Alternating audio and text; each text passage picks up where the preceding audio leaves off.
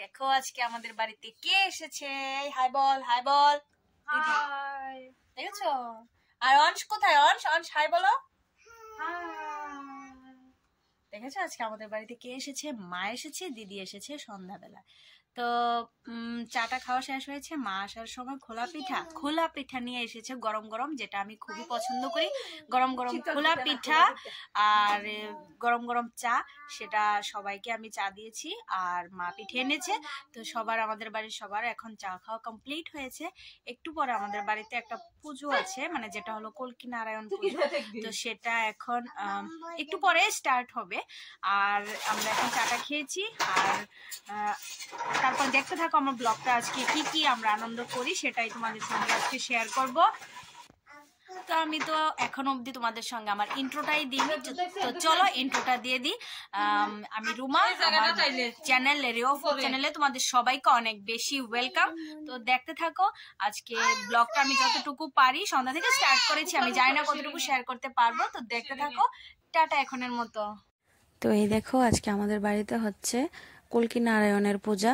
তোমরা সবাই জানো যে কল্কি নারায়ণ ঠাকুরের পূজা করা হয়। তো আমাদের বাড়িতে হচ্ছে কল্কি নারায়ণ পূজাটাই দেখে নাও, পূজার সিস্টেমটা তোমরা দেখে নাও। এই যে এখানে হচ্ছে কল্কি নারায়ণ পুজো। আর আমার অংশ দেখো এখানে কত বুঝে। হয়তো মা দিদি তারা সবাই এখানে এসে দাঁড়িয়েছি আমরা এখন। তারপর এখানে পুজো শেষ করে আবার বেশিক্ষণ পূজা হয়নি, যদিও মানে তাড়াহুড়োর মধ্যেই তো, রাতটাই তো ওই তাড়াহুড়ার মধ্যেই তো, এই জন্য মানে বেশিক্ষণ রাত অবধি কীর্তন করা হয়নি আর কি আজকে। তো এভাবেই আজকে কীর্তনটা, মানে এখানে পুজো শেষ করে ঘরের মধ্যে তারা সবাই একটু কীর্তন করে তাড়াতাড়ি শেষ করে ফেলেছে। আর এদিকে আমি আর দিদি চলে গেছি রান্নাঘরে, কারণ অনেক তো রাত হয়ে যাচ্ছে। তো এখন দিদি আমাকে একটু হেল্প করে দিচ্ছে। এখানে সব কিছু রেডি করা হয়ে গেছে, এখন আমি চিকেনটা বসিয়ে দেব। তো দিদি এদিকে রেডি করে দিচ্ছে, যেহেতু আমার মা মাংস খায় না, এজন্য আমি ভাবলাম যে চিকেনটা রান্না করতে করতে আরেকটাও রেডি করে ফেলি, আমি একটু ডিম রান্না করে ফেলি। আর রাত্রে সেরকম কিছু রান্না কিন্তু করিনি, দুপুরবেলারই যা ছিল। আর আমি দেখো এখানে আমি আজকে চিকেনটা কিভাবে রান্না করেছি সেই রেসিপিটাও তোমাদের সঙ্গে শেয়ার করছি। তো তোমরা দেখে নাও, আমি আলাদা করে আরেকটা ভিডিও দিয়ে দেব। কারণ দেখো আমি না এক এক দিন এক এক রকম করে রান্না করি, মানে চিকেন, স্পেশালি চিকেনটা আমি এক এক দিন এক এক রকম করে রান্না করি। আর এই চিকেনটা কিন্তু তেল, একটু লঙ্কার গুঁড়ো আর তোমার একটু লবণ আর হলো একটু হলুদ দিয়ে ম্যারিনেট করা আছে। তো যেহেতু পিসগুলি একটু বড় বড়, এই জন্য আমি এটাকে আগে ম্যারিনেট করে রাখা হয়েছিল। আর এই জন্য এবার আমি মাংসটা দিয়েছি। এবার আমি ভালো করে মাংসটাকে কষিয়ে নেব। তারপর তোমরা দেখতে পেলে তো আমি কিন্তু ফোড়নের মধ্যে কি কি দিয়েছি তোমরা দেখেছো। আচ্ছা যাই হোক, আমি এটা তোমাদের সঙ্গে পরেই শেয়ার করব।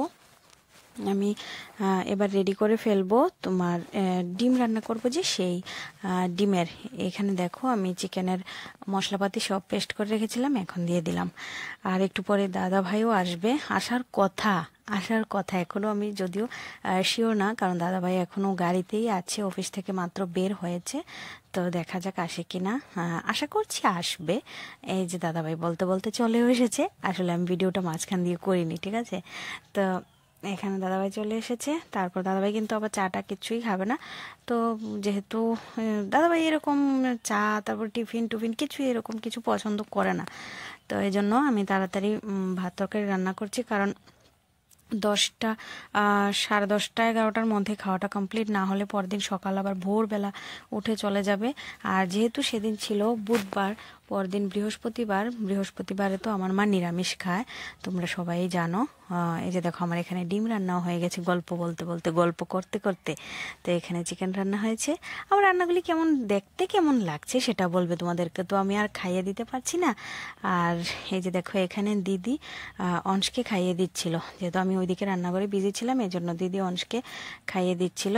আর একটা কথা কি জানো, একটা মানে যারা এরকম, যাদের ঘরে এরকম বাচ্চা আছে না, তারাই একমাত্র বুঝতে পারবে ব্যাপারটা, যে একটা মায়ের সব থেকে বেশি শান্তি কখন লাগে জানো, যখন তার বাচ্চাটা ঠিকঠাক টাইমে বা ঠিকঠাক মতো খেয়ে ফেলে। ঠিক আছে, খাওয়া আর ঘুম তারপর গিয়ে মানে বাচ্চার মা বলো বাবা বলো শান্তি। তো দেখো আমাদের এদিকে কথা বলতে বলতে আমি খাওয়া দাওয়া সব শেষ করে কিন্তু চলে এসেছি এখানে। কিন্তু এটা রাতের বেলা আমরা দাঁড়িয়ে দাঁড়িয়ে বসে বসে গল্প গুজব করছিলাম, আর এদিকে অংশ ঘুমিয়ে গেছে আর মাও ঘুমিয়ে যাবে, ছোট বোন ফোন করেছিল কথা বলছে। তো দেখে তাই ওরা এখন চলে গেছে। তো এখন আমি আমার ভিডিওটা এন্ড করছি। সবাই ভালো থাকো, সুস্থ থাকো, আর এভাবেই আমার পাশে থেকো। এই দেখো আমার চুলের কি অবস্থা। আজকে আবার একটা নিমন্ত্রণ আছে, যদিও আজকে যেহেতু বৃহস্পতিবার, কারণ হলো বৃহস্পতিবার আমার মা নিরামিষ খায়, আমাদের বাড়িতে নিরামিষ হয়। তো মায়ের জন্য তাড়াতাড়ি বাড়ি চলে গেছে, কারণ মা সব পরিষ্কার টরিষ্কার করে, তারপরে স্নান টান করে, তারপর রান্না করবে, তারপর খাবে। আর দুপুরবেলা মার গুরু পূজা, তারপর রাত্রেবেলা সত্যনারায়ণ, সব কিছুর নিমন্ত্রণ আছে। তো এই জন্য মার দেরি করেনি, চলে গেছে। আর দিদিও থাইরয়েডের ট্যাবলেট আনেনি। আমরা তো সবাই থাইরয়েড পেশেন্ট সবাই, মানে আমি তো, আমার তো আছে ঘরে, আমি খেয়েছি, কিন্তু মাও নিয়ে আসেনি। মা চলে গেছে এই জন্য, কারণ সকালবেলা ট্যাবলেটটা খেতেই হবে। তারপরে দিদিরও সেম, তো দিদিও ট্যাবলেট নিয়ে আসেনি, তো এই জন্য চলে গেল। তো এখন ও গেছে, দিদি আর দাদাভাইকে দিয়ে আসতে গেছে, আর মা হেঁটেই চলে গিয়েছিল সকাল 5:30টায়, বলছি মর্নিং ওয়াক করতে করতে চলে যাবে। তো মা মর্নিং ওয়াকেই বাড়ি পৌঁছে গেল। তো আজকের ভিডিওটা এখানেই এন্ড করছি। সবাই ভালো থাকো, সুস্থ থাকো। আর সন্ধ্যার সময় আমি আরেকটা নিমন্ত্রণে যাব, তো ওইখানের ব্লগও আসবে, এটা আলাদা আসবে, ওইটা আলাদা আসবে। তো আবার একটা রেডির ব্যাপার আছে, একটা গিফটও কেনা হয়নি, একটু বাজারেও যেতে হবে। যাই হোক, সবটা মিলিয়ে নেক্সট ব্লগে তোমরা পেয়ে যাবে সেটা।